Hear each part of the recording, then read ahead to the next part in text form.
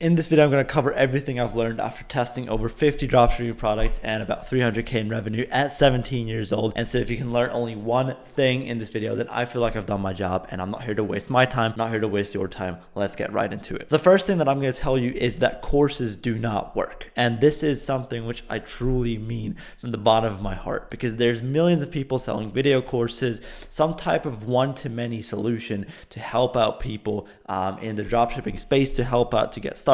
However, you have to understand that these people make more money. Obviously, they make more, the majority of their money actually selling those courses. Okay, so they do not actually do it themselves, or they have done it in the past, but now they can't seem to replicate their success, and now they actually sell courses. And this is very typical throughout the entire space. Okay, you'll realize this across 100,000 different people. And I feel like this is the problem, because at the end of the day, you should never learn from someone, especially from a course that, someone who isn't actively doing it themselves. Okay, that's super important. And so whoever you pick to actually learn from, make sure that they know what they're doing. Obviously, not only video courses that you have to buy, but also free courses where you have to enter your email address, or 17, 18, 19, 100 hour YouTube free courses.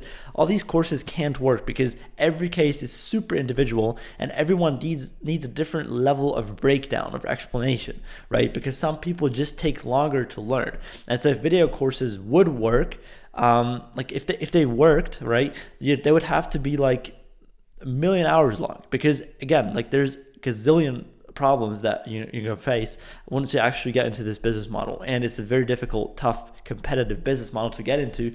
And that's why courses are not going to work for you and haven't worked for you so far, because you've probably watched some YouTube free courses that are like 20 hours long.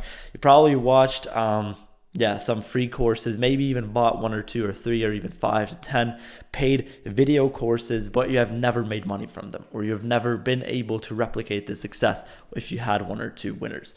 So they don't really work. They don't really teach you any skills, and they're just there to make more money for the person selling them. It's not meant for you to actually work. Okay, this is a one-to-many. These one-to-many things in dropshipping are not working. I'm going to tell you that already, and that's the first thing you have to take away from this video. And if you want to do something, if you want to invest in knowledge, then I recommend learning from someone one-to-one. However, that's a completely different topic. And so you have to understand that the same thing, just like, courses do not work, Discords do not work. And a lot of Discords are promising you to actually to give you some winners, to drop you some winning hooks, winning ads, winning products, and those product that does not work. And I recommend you to absolutely not buy a paid Discord or access to a paid Discord just to get access to these winning products, because at the end of the day, it's a skill. Product research is a skill, and you can't learn it even if the products worked for you, right? What happens if the Discord goes down? Right? You've learned nothing, okay? And even if you do scale right now, if you don't know why you're selling that product, you learn nothing. And then once it's time to move on, because you obviously are not able to brand it yet, then you're just going to go back to zero and just going to struggle again to find another winner, because you have not learned anything from the first one. And especially if it's a Discord where people tell you to sell reps or clothing products in general, or just a lot of brand dupes or whatever it is, I wouldn't recommend being in those Discords, because usually people are super toxic in there, do black hat, gray hat, whatever, illegal stuff. And especially these product drops are not going to work for you, because usually it's when the founder of that Discord runs them at first or tests them, and then some past winners, does a little bit of product research for 10 minutes and then fills out the list and then sends it into Discord as a winner's drop, right? But no one actually has ever made something work from those winner drops, okay? So and also it delivers the wrong message, because it basically, what you learn from that is that, okay, so you need to hunt down a winning product. But that's not how it works. You turn products into winners because of your marketing. Marketing is everything in this business model. And the best marketers could sell a bucket of shit, and they could get away with it. It doesn't matter what product you sell. You can turn any product into a winner And it just depends on how easy is it to sell and how easy is it to fulfill. These two things are basically what you should be looking for, right? Easy to sell, easy to fulfill. That's like what's called a winning product, or that's when truly when you kind of upload every ad and everything kind of works because you find a winning offer and winning ads at the same time. That's when people say it's a winning product, but in reality, it's just product market fit, where your audience resonates with your offer and your ads, right? And it has nothing to do with the product. Of course, the product is the foundation, product is the first thing, but at the end of the day, especially as a dropshipper, you don't have to sell a specific product, right? Whereas, if someone has a, let's say, 7-figure brand and the product isn't perfect, right? There's better products, easier to sell, easier to fulfill products, right? Then that 7-figure brand owner has to sell that product though. He can't just move on to a different product. But you as a dropshipper, you have the freedom of selling whatever you want, right? And so this is why the mindset of so many dropshippers, of so many gurus basically who preach this on YouTube, has shifted away from okay, we're going to turn whatever product into winner. We're going to chase winning products, right? We're going to not learn the skills and take the shortcut of finding some random product market fit that dies in 2 weeks on TikTok ads with a rep, okay? So this is unfortunately what the dropshipping game is shifting towards. A lot of people are pushing this narrative right now and also a couple months ago, and I hate it because it has nothing to do with the business. It's nothing to do with the skill, and it's like, yeah, what is it worth if you make like a couple $10,000 in profit if you then face legal issues and forget to pay your taxes? All these things, like, this is a business model, and so take it seriously, right? And I promise you, there's no Discord that can actually promise you winning products, right? Even if, like, I've seen good Discords do that too, just like drop products or whatever, but like oftentimes those are actually good problem solvers, or like something which is, not a lot of people in that Discord or whatever it is. But if there's like 1,000 people in the paid Discord section and you drop them 10 products at the same time from PP ads, all PP ads links, then of course none of them are going to work, okay? That doesn't make any sense. And again, it's just a one-to-many solution for the people that run those Discords to make more money from themselves. Even whether they do dropship or don't, doesn't make any difference, because they make the majority of their income by running those Discords and selling mentorships and selling courses. Okay, so again, be aware of that and choose very wisely and strictly who you want to learn from. Okay, that's very important. The third thing I want to talk about is that product research is a skill. And this is something which is kind of like, related to what I've said before. The past 2 points is that, obviously product research is not a strategy. It's not something which you do for, you find the best way to do it. You get access to the best paid tool or the best free tool, and then you find only winners on there. Because I promise you, if a professional marketer and a complete beginner would do product research on the same exact tool, right, and they would scroll for an hour, then let's imagine they see the same exact products on their feed, they would still, like, the products that they found at the end of that hour would be completely different. And it's not about the product research tool you use, it's about what products you click on and what products you scroll past. That is the problem, and that is why it hasn't worked for you, because you don't have this gut feeling, this intuition, the skill at the end of the day of doing product research and selecting really, really, really good products. And it's not about the method. It's actually about your skills, your skill set, right? And that's why I recommend actually looking at past winning products. What has worked in the past for other people? How can I replicate this success for myself? Okay, so just look at what has sold well, what is selling well right now, and try to figure out what do all of these products have in common. If you figure this out, right, if you make a list of old winning products, right, on current ones, just super saturated current winning products or old ones, and then look and actually make a short breakdown of what do all of these products have in common, that you will understand to start to develop an intuition for products, right? And that's what you want, because after some time, just going to scan through a list of products and just going to see this is good, this is bad, and here's why. And this is something which is very difficult to teach. obviously, because this is like, it's, at the end of the day, like it is with every skill, it's hard to transfer a skill to another person. It's possible, but at the end of the day, if that person doesn't do anything, if the person doesn't learn, if the person doesn't actually execute what the person that's trying to teach tells him, then it's not going to work, and he's not going to learn the skill. Okay, so what a mentor can do is he can show you the way or show you the door, but you have to go through it yourself. This is why it is so important. This is why also, at the end of the day, courses don't work. Point one.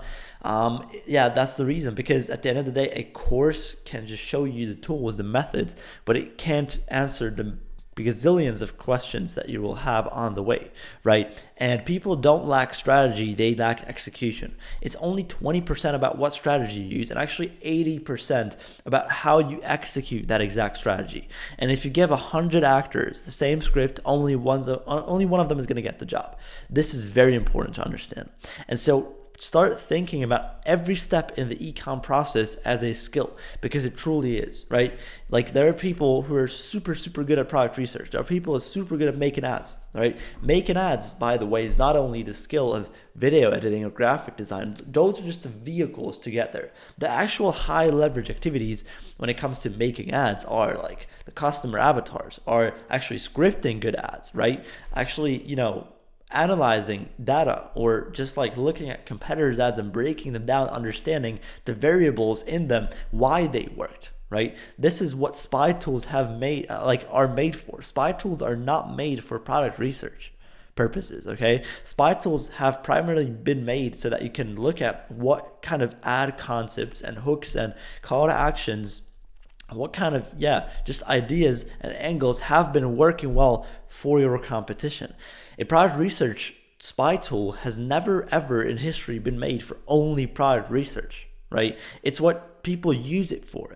Because people don't know how it actually works. And of course they don't, because the gurus on YouTube tell nothing else about it. That's exactly what they're trying to push. And so if they get a very good deal with a product research tool, I'm not going to drop any names here, but essentially, like, if they get a very good affiliate deal and they pay well upfront, then of course they're going to say, oh yeah, I use this product research tool, right? And that's why I don't want to, obviously, that's why I believe it's not about what tool you use. I think you can find 100 million winners on AliExpress.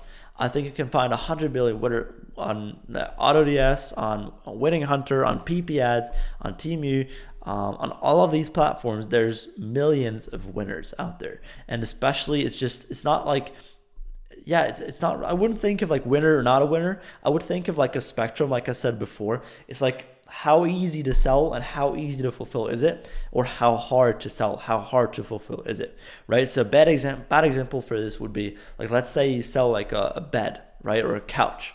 Of course, it might be easy to sell, but like, first of all, you're gonna have very low conversion rates because it's a higher ticket product, so you have to spend more on ads to actually see results. So it's harder to sell and it's hard to fulfill. Like, how do you ship out a bed or a couch? Okay, so you're gonna have very high costs of goods, high shipping costs, and if something goes wrong, you have an even exponentially higher problem when actually fulfilling your orders. So that's why you have to think about that as well. And also, like, on the other hand, let's say you sell like let's say even a clothing product, right? Clothing is super easy to sell. Clothing sells itself, basically, okay? And it's also very easy and cheap and small to fulfill. It's not heavy, it's not breakable, like nothing. It's very easy to sell, very easy to fulfill. So that's why all these 14-year-olds, well, I just wanted to say like 17-year-olds, but I'm 17 myself. That's why all these kids basically only run clothing, because they can't make any actual problem-solving product. They can't turn those into winners. They can't actually market, because they just rely on clothing products that they selling themselves, right? And so point number 4 that I want to make in this video is that the boring work is the productive work, right? And you know exactly what you have to do, right? In terms of like, everyone asks themselves, okay, what's the highest leverage thing that I can do right now? What's the most productive thing? What should I do? Because like, they've done an hour of product research, they've basically they feel like they're done for the day. They maybe have found one or two really good products and now they're done. They feel like they're done. But at the end of the day, they always ask them, you guys always ask yourself, like, what is the craziest, highest leverage thing what I can do right now?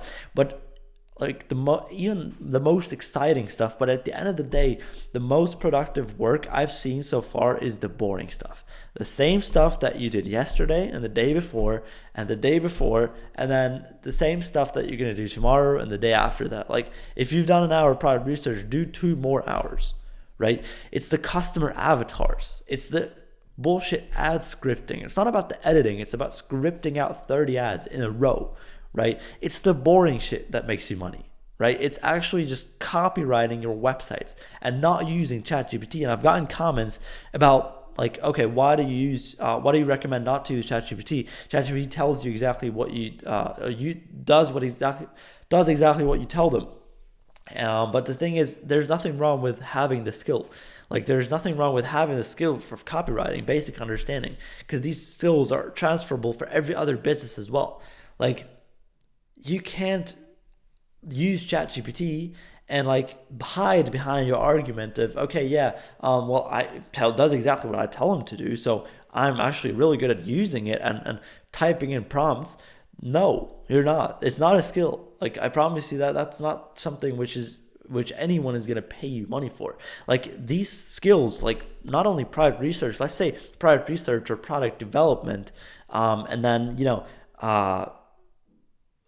making ads, scripting ads, marketing essentially, right? Copywriting and making offers, media buying. These are skills that people might even pay you money for. For example, if you're a freelancer or you do even work for a brand or someone to do these things, these are high paying skills. So even if everything goes wrong and you don't want to keep running your own stuff, then you can just get a job with these skills. But no one's going to pay you money for actually just typing in some ChatGPT prompts. So there's nothing wrong with actually having a basic understanding of a skill set. I would first learn everything else and then try to outsource and automate. I mean, with AI, potentially, yes. If it works, then you can automate it later on. But if you don't know how to write copy now, then do not use ChatGPT, okay? So this was kind of like a little topic shift here, but essentially to get back into it, the boring stuff is going to make you a lot of money. And I've seen everyone else say the same thing, like every other big YouTuber or whatever say the same stuff, not in the dropshipping space, but like Alex Ramosi or Ethan Dobbins or all these people, Adam Griffin, that do make a lot of money. They will tell you to do the boring shit that basically no one sees, right? You have to be cool with no one seeing your work, with not posting every time that you do some work, that not everyone clapping for you when you finish up something. It's just the boring stuff. It's the stuff which does not feel productive at all, unfortunately. And you have to do a shit ton of the basics. It's just figuring out the basics and then doing so much of them so that you actually make more money. It's just increasing the amount of times that you do the basics. But it all comes down to the fundamentals of marketing, of pattern recognition, of all these things. It just comes down to the fundamentals and the basics.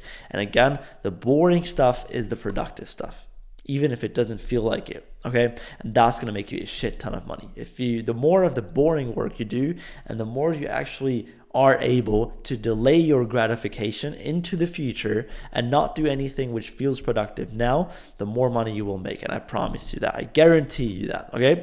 So the fifth thing which I'm gonna talk about is that quality and quantity are both important. Because at the end of the day, if you're a classic pump and dump dropshipper, then even if you test multiple angles, test a lot of concepts, test a lot of variations each concept, right?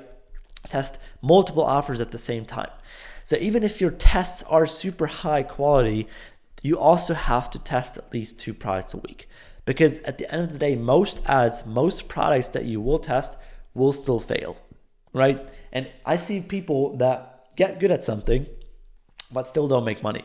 And you have to understand that you don't make money the second that you get good at something. You have to also recognize opportunities, prepare for long enough. Even if you have the skills already, you have to still show up and recognize opportunities, because even if you already have the skills, opportunities are not going to present themselves every single day. So you're not, even if you do have the skills, you're not going to come across a very good product every single day. It's not going to happen.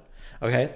So you still have to show up, you still have to be consistent, and you still have to test with a very high volume, right? Even if your hit rate for your ads is super high, even if you had 100 winners already, right? You still have to keep testing 2 products a week to actually see results. And this is how, like, you can keep yourself accountable by making your inputs measurable. And this is especially valuable if you already made money and if you're kind of getting complacent now, right? Because that's what I've seen a lot of times. What I see happens to very, very huge amounts of people that start making money in dropshipping and e-com once or twice or a couple times, and then they get complacent and then they get lazy and they are never able to replicate the same level of success ever again.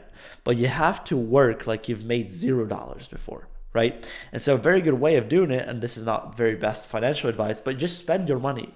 Like, if you have 100K in your bank account sitting there smiling at you, then yes, it's going to be, very chill. Like, your life is going to be chill. If you buy a car from that, and if your bank account goes back down to 0 and you're fucked if you don't do anything with it, then you're going to work again. Trust me. So obviously this is not the best long-term piece of advice that you're going to get, but spend your money. You don't have to spend it on a car. Spend it, invest it somewhere in Bitcoin or whatever, right? Like, invest it so that you can't really touch it right now, and then you're going to start working again, right? And you have to keep yourself accountable and not let your ego get into your way. And especially don't lose your momentum if you have some. I've seen it happen a million times, also on myself, basically. When I found my first real winner, it was super easy to get complacent. It was super easy to get lazy and to do nothing. And then obviously, if you do nothing, it's still going to keep working for 1 to 2 weeks. And then once you stop doing it, then you're going to realize after 2 weeks only that the sales stop coming in. The momentum goes down, the ad account gets banned, the refunds start coming in, the payment processor starts to annoy you. All these things happen later on, not now. Okay, so obviously, best example for this is if you got a sale now, if you don't fulfill that order, you're still not going to get the refund today. You're going to get the refund or the chargeback in 2 to 3, 4 weeks from now, right? So this is delayed gratification, also delayed punishment. Unfortunately, the delayed punishment is very powerful, because even if you get 10K days today, you get all the time your Shopify notifications that are just coming in, just your phone is just ringing constantly, but you don't do any creative, productive work. You don't work on new ads. You don't split test new offers. You don't fulfill your orders, try to negotiate better prices from your suppliers. If you don't do anything productive, then in 2 weeks, you're going to feel that. You're going to feel that, and it's going to go down. Your income is going to fade away, and it's much harder to get the ball back rolling, or to keep the ball rolling. It's much harder to actually start to get the ball to roll again than to just keep it rolling, right? Momentum is something that if you lose it, it's very hard to get again. If you have it now, just keep it. Just keep the ball rolling. Just keep, doing what you're doing now. Start obviously improving and growing. You have to be in a growing business. And you have to make your business grow by just scaling. You have to move down awareness stages, keep educating yourself, right? Learn from other people, learn from books, whatever it is, but you have to implement new stuff, because if you always do what you can do now, then you're always going to stay where you are at. Remember this line. This quote changed my entire life. And so you have to understand that both quality and quantity are important. And you also can't just test 10 products a day with super low quality and just not make it work. And if you ask yourself, how these very big gurus, Anthony Eclipse or Michael Bernstein, how they're doing it, well, they basically have entire teams of people that do the product research for them, that do the ads for them, that do the offers and websites for them, the media buying for them. They don't have to do anything. They have employees doing that for them. And of course, they're going to find winners every single day, because they test 10 products maybe with a super high quality a day. Of course, they're going to find these mega winners, right? These huge winners, right? That's how they do it. And so they just have the leverage of outsourcing stuff to other people, which you do not have yet. Okay. So keep that in mind, quality and quantity. Number 6 is that winning products are a lie. And you've heard me say this a million times, obviously, but this is something which I see people, again, don't really understand. And they still think there are like winning products. There are products that are like, that they have to just find, right? They understand, okay, well, there are products that are easy to sell, hard to sell, but there's still like these winning products in these top 1% that, are always everyone's able to sell. But no, it's not the case. I've seen a lot of people test really, really, really good products that are easy to sell and they've not made it work. What was the reason for that? Well, the reason for that is that they don't have the skills of marketing, of offers, of media buying on point yet until they can actually make these winners work, right? So you have to prepare all the other skills too, that even if you recognize an opportunity of having a winner, being at the right place at the right time, but not being able to do it because all the other skills are lacking. I've seen it happen. And it does happen, and you have to know how to, for example, test your product on the ad account side of things, right? You have to know how your creative strategy has to look like and how to make good creatives, right? That's also a separate skill. You have to know how to craft and split test actually super good offers and how to optimize your conversion rate, right? Also completely separate skill. Right? And these are all these sub skills, and all these sub skills have 1,000 different under sub skills that you have to understand. And so this is why, as an entrepreneur, you have to be a generalist. You have to be really good at everything, right? And then you start like outsourcing stuff, right? And so the first couple of hires that people make, or at least like what has happened to me when I tried to hire people, is that I have been looking for people that are the same as I am, right? That are the same sort of generalists that I am, and kind of like, decent at everything. But that's not how outsourcing works, right? But what does work, what I've seen also for myself, what has worked is that when I've looked for people who are very, very good, better than I am at a very specific sub skill. So for example, right, let's say you want to hire a sales rep into your business, then you are not going to look for, you're not going to look for a co-founder who's also good at sales. You're going to look at who is the best sales rep that I know, and how can I make him, or what can I offer him? What does it take so that he comes to work for me, right? Even if he's already comfortable in a job or something, right? So you have to understand that if you hire people, you need to only think in that single category that you want to hire, who is better than you. And then once you actually get a new creative mind, right, into the business, that's when the business is going to grow. And if you just hire people that are as good as you in a certain sub skill, then it's never going to actually grow. It's just, it might be able to do more of what you've already been doing, but you can't change the vehicle that you're in, okay? And so that's the most important part about that. But winning products are truly a lie. And if you keep chasing them, then by definition, you're always going to be behind them. Okay, so stop chasing winning products. Again, like there's products everywhere that you can find. There's good products everywhere. There's terrible products everywhere. Even on the best paid spy tools, there are terrible, terrible products, right? Even if you are in a perfect Discord with a, completely honest, like open, a lot of money making founder, right? He's in that Discord and he's dropping winners. He's handpicking a product a year, right? Even under those, there's going to be terrible products. So you have to develop the skill yourself, okay? That's how it is.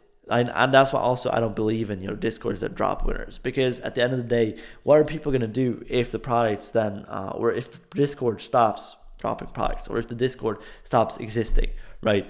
Or if the product drops just don't arrive. So what are you going to do? Well, you're not going to give up your entire income. You're probably not. So you have to understand that this skill is something which is very important to learn. Also in the future, think about when you hire someone, when you train your first employees to do this stuff for you, right? Are you going to tell them to, just, watch the, I just wanted to name drop a guru, but watch that video of this guy. He's really good. He explains it a lot. No, you're not. You're going to train it. You're going to actually get feedback, give them feedback, and like hop on calls, review their work, and then potentially fire them and hire someone else, right? So this is what you have to understand. And if you don't have the skill yourself, you're not going to be able to do that because you don't know why they fucked up. So this is very important. Now, Point number 7 that you're going to learn is you have to be different. Okay. And there's 4 different ways that you can be different in when you have a competitor that is already scaling and you just want to basically kind of,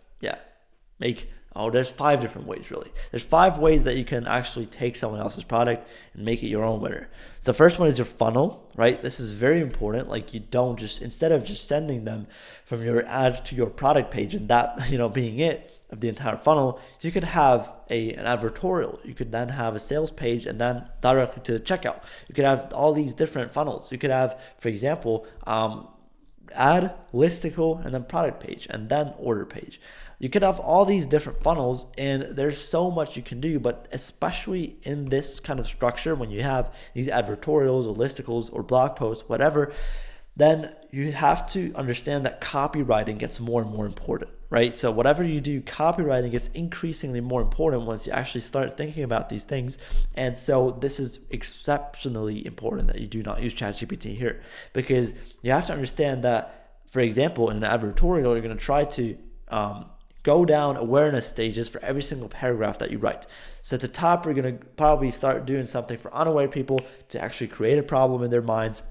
Then you're going to talk to problem aware people. Is it even worth it to solve the problem? Why? Solution aware people. What's the best product, right? Product aware people. What's the best, who's the best competitor for this product? And then most aware people, which is just giving them a discount or just, mentioning the offer and just sending them to the product page and having a call to action. And so this is something which you cannot write with ChatGPT because it's not going to be able to make that for you very well. Second thing is your angle or your ads in general. So obviously, if you change the angle that you sell to, if you just have better ads or just have ads that speak to, what does better ads mean? I'm going to explain it to you. Better ads means you're speaking to more unaware people, right? You're speaking to people that they're not to. That is essentially what better ads means. So it could be a different angle, right? Could also be more unaware people, right? They're not, let's say your competition is only speaking to most aware people. All their ads have the price in it, the offer in it, okay? You could say, we only for $19. Let's say it's a clothing product. It's very typical that people mention, if they run low upfront, high shipping offers, it's very common that people then mention the low upfront price in the ad. So let's say POV, you found this for blah, blah, blah, right? You know the hook, you know the drill. So let's say you get away from actually going ahead and looking at what they've done and like copying that. So instead of that, you start actually speaking to more unaware people. And if you do that, then you're going to realize you're first of all going to get like a much higher resonance for your ads, like much better click-through rates, much lower CPCs, much better CPMs also, because the algorithm is just going to reward you for keeping people hooked, keeping people watching your ad and clicking on it, and then actually going ahead and just letting people know that like just making more money than everyone else just by actually having this one competitive advantage. And then obviously just changing up the angle is just changing the audience, so it's new people that see it again, right? So third thing is your offer. And your offer, obviously, you just got to have a better offer. I've seen this though, if you only change up the offer, it's not enough, right? It's not enough to only change up the offer and then to expect anything to work. Not possible. And if you like start actually thinking about what offers you run, there's like always this topic of split testing. So you run basically 2 different offers at the same time, give them 1,000 visitors each to actually before actually making decisions. And then everything's gonna work better for you, right? Your hit rates are gonna go up. Just test 2 different offer structures, and then just see how you can get your AOV up with different, obviously enhancements and different upsells. And for example, for all this stuff is possible. You just have to figure it out, and you just have to keep split testing consistently. Fourth thing is your access channel, right? Which is essentially what channel you advertise on. And so there's a gazillion different channels that you can run ads on, obviously. So for example, like what everyone does, what everyone talks about, take stuff from TikTok Shop to Meta, or take stuff from TikTok ads, Facebook ads, TikTok ads. But what no one talks about is that you could, for example, take Facebook stuff to Google ads, right? Or the other way around. Like let's say you find a product that's only being ran on Facebook and no one really runs Google ads for this, but it's a problem-solving product which people actually look for. Then why don't you set up a competitor search campaign a search campaign for unaware keywords, a shopping campaign, and a performance max for specific creatives on, for example, also YouTube ads, right? Why don't you do that? It does work. This is a strategy that does work super well, okay? I've tried it myself too, and it's actually a super solid strategy. So what you could also do is native ads. Let's say you have a super problem-solving product for super old people. Then you could just hop on native ads, which no one is advertising the product on, and just run your ads there, Taboola or Outbrain or something like that, right? So there's all these different channels that you can run ads on, and find something which is not that tapped for that specific niche, for that specific product that you sell, and then actually use the profits that you make to expand onto the competitive one, right? So for a very easy example for this, let's say you take something from TikTok ads to Facebook ads, right? But you do want to run it on TikTok ads because everyone makes their money there. What you can do is run it on Facebook ads, start scaling it, and then use your profits to also hop on TikTok, on Google, and everywhere else, basically, right? Super important, and that actually works. So this is how I would approach it. Obviously, way number 5, which is my personal favorite, is your access, your market, your country. Okay, so what country do you sell it to? And there's like a lot of very good products that very good countries that you can advertise to. For example, like if you take your product from let's say from the US to the UK or to Australia, don't even have to change the language, basically. You could also take your products to like markets, like I'll do it to Germany and Austria, Switzerland. You can also take them to the Netherlands, to Belgium, France. All these are very good markets that you can run ads to. Obviously, there's just countries which have typically higher conversion rates. There's countries which have lower conversion rates. You just have to figure out what works for you and try to figure out your own strategy, your own systems, because I've seen even if the stuff works for everyone, it can work for everyone. Everyone has like their own way of doing things. Like for example, for me personally, when it's always worked best, when I just took stuff to Germany and Austria. And what you also are going to realize once you start doing this is that different countries kind of think a little bit differently. So for example, German people respond to different styles of ads than Americans. It's just how it is. And I recommend choosing a market, right? For example, if you speak another language, then use what you have. Use your ability to speak another language to do that. And so start actually thinking about how can I transfer this skill and how can I maximize my revenue in that market. So if you commit to the UK, for example, how do English people think? How does that differ from US people? So, and then actually get really, really good at the UK market, and then actually see how your results change, okay? Because you're gonna realize when marketing to people, everyone works a little bit differently. It's the same thing in sales as well. Every prospect, every customer is very different. You can't speak the same way to everyone, and that's because then you're not gonna make sales. So it's the same thing for e-com. Everyone works differently, so understand your specific market the perfect way, and then actually sell to those people, right? And that's why a lot of people are very good at a certain market and not good at anyone else, any other market, because it's not only about all these other things like your copywriting, your funnel, your angle, your offer, your ads. It's also about understanding your customers, right? That's the most fundamental basic step in marketing. Very important. Okay, now number 8 is feeling productive versus actually being productive. And this is something which is kind of a thing that I've been struggling with. And especially if you get complacent because you're already making money or you have made money, then this is very easy to think because essentially, if you look at your Shopify dashboard all day long, it's going to feel super productive doing that. Like I promise you that there's nothing more there's nothing that feels more productive than refreshing your Shopify dashboard or watching the notifications come in and then having another tab open, which is Netflix, and then watching some movie besides that. It feels extremely productive.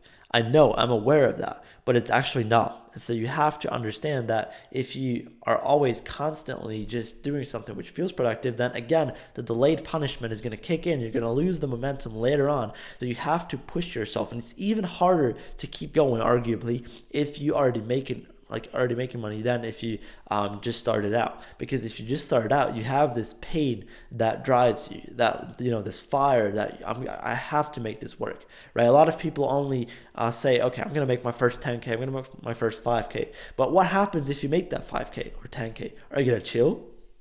Are you going to just relax? No, you have to keep pushing because you're going to go back down to zero. That's why people don't think long term. People think very short term. That's the hugest problem in e-com actually, because everyone makes the thing like it's super easy, it's super quick, and then they just want to make quick cash. But what comes after that? Like, if you want to make money in the next month, but you're going to live for another 60 years, like, what are you going to do in the other 59 years and 50 weeks, or 48 weeks? Like, nothing. Okay, so number 9 is that you have to constantly change your environment. You have to change where you work, how you work, and what people you speak to constantly. And this is a very personal recommendation to you from myself, because very recently I have done this, and I've changed where I am, changed who I surround myself with. And you have to understand that these things are actually pushing you to keep being productive, especially the part with the other people. Like, if you speak to new people, obviously, that's the thing. This is like this sounds arrogant, but it's actually not meant in that way. It's just a piece of advice, right? So if you start making money, let's say you start making 10, 15K a month, right, in profit, then obviously, if you compare yourself to your old friends, for example, or you compare yourself to people who don't make that money, then you're going to be super satisfied, super happy. Like, why should I keep going? I make $15,000 a month. Why should I keep going? But once you actually start speaking to people who make $1 million a month consistently, then you're going to feel like nothing. You're going to feel like zero. And so you have to obviously change who you compare yourself to.